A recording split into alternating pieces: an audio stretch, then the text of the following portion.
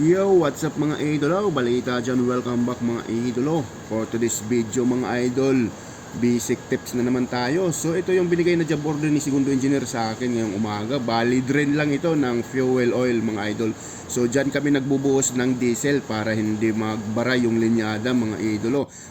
So dito, sabi ni Segundo Engineer, gumawa daw ako ng mas malaki. So dito ipapakita ko sa inyo kung paano magdugtong ng malaking pipe sa maliit mga idolo. So may mikos-mikusin lang natin yan. Nakikita nyo mga idol, ang laki ng diferensya. Pero pag dudugtungin natin yan mga idolo. So ganito lang yung gagawin natin. Napaka-basic lang at napaka-simple mga idol. Unang-una kukuha ka ng liha. Liha yan mga idol. Tapos ibabalot mo siya sa malaking pipe. Dapat ganyan yung pagkabalot mo. Para makuha natin yung circumference ng malaking pipe. Ay syempre sasabihin nyo naman bakit hindi mo na lang i-times yung diameter sa pipe. So wala na, trip ko lang to mga idol. So ito na yung liha, na ganyan na natin. Ngayon susukatin mo yung haba yan mga idol. Sukatin mo ng ganyan. Pagkatapos mga idol, i-divide natin sa 5. Bakit 5? Kasi gusto ko 5 Hatiin ko sa 5 para maganda yung hubog ng pagkagawa natin. Ngayon, pag nakuha mo na yung haba niyan, i-divide mo sa 5 yan. I-divide natin yung 5. Marking ka ng ganyan mga idol. Marking ka ng ganyan. Dapat mahati natin sa 5 yan. Pagkatapos niyan mga idol, tutupiin din natin yan mga idol. Kung saan ka nagmarking, doon ka magtutupi mga idol. Di ba? Diyan ako nagmarking, tutupiin ko ng ganyan. So yan. Lahat yan tutupiin mo. Dahil yan yung natin, pinaka-marking natin.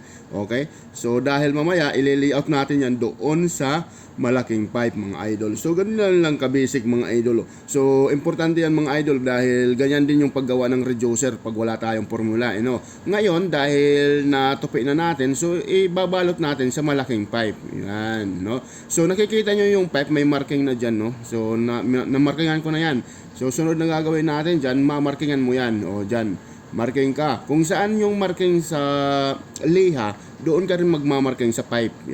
Itutugma mo mga idol para talaga makuha natin, mahati natin sa 5. Okay? Napaka-importante yan, Yan. So diyan yung marking sa liha, diyan ka rin magmarking diyan mga idol.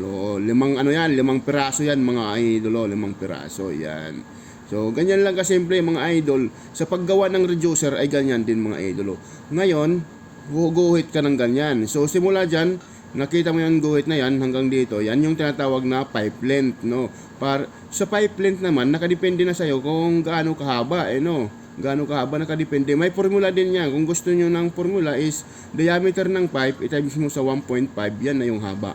So yan, bali guhitan mo yan, 5 piraso, guhit ka ng ganyan. Diba, na-divide na natin sa 5 ngayon. Yan, na-divide na natin. Ngayon, sunod na gagawin naman natin ay dito naman tayo sa maliit. Kukuha ka rin ng liha, mga idol. Kung anong ginawa mo doon sa malaki, ay ganun din dito yung gagawin mo. Igaganyan mo lang, ibabalot mo lang mga idol. Tapos, susukatin mo rin yan kung gaano kahaba and then i-divide mo sa 5 din. Napaka-importante yan. I-divide mo sa 5 and then marking ka ng 5. Yan, marking ka dyan. Ngayon, pag namarkingan mo ng mga idol, ay ganun din gagawin mo, tutupiin mo rin sa 5. Tupi ka ng 5. Yung pagtupi sa 5, nakadepende yan sa'yo. Pwede mo 4, 3, 10, kung anong gusto mo, kung anong trip mo.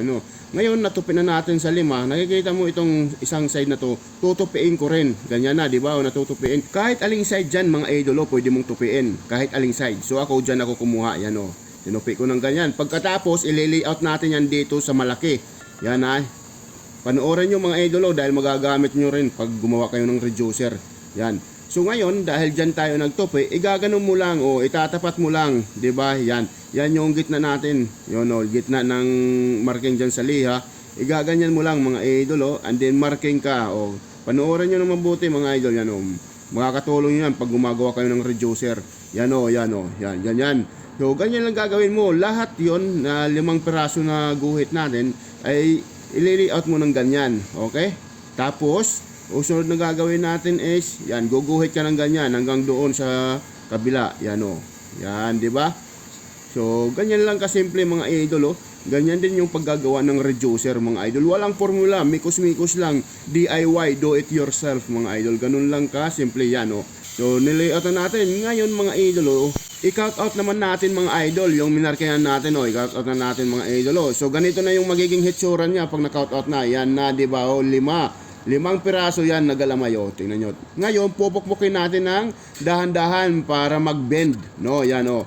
Pupukpukin mo ng dahan-dahan para mag-bend. Yan. Dapat equal para poging-pogi yung pagkagawa. So, ito na yung itsura niya mga idol. Yan o.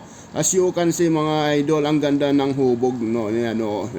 Dahil pag 5 kasi hindi siya ganun katigas. Kasi pag 4 lang matigas mga idol. Kaya ginawa natin 5 para malambot lang pukpukin mga idolo. Ngayon, pwede na natin yan i-connect yung maliit sa pipe sa malaki yan, di ba? Napakasimple lang mga idolo. Minikos-mikos lang ni Kuya ko yan mga idol. Minikos-mikos. So, ayan na siya mga idol, di ba? Napaka-basic lang mga idol.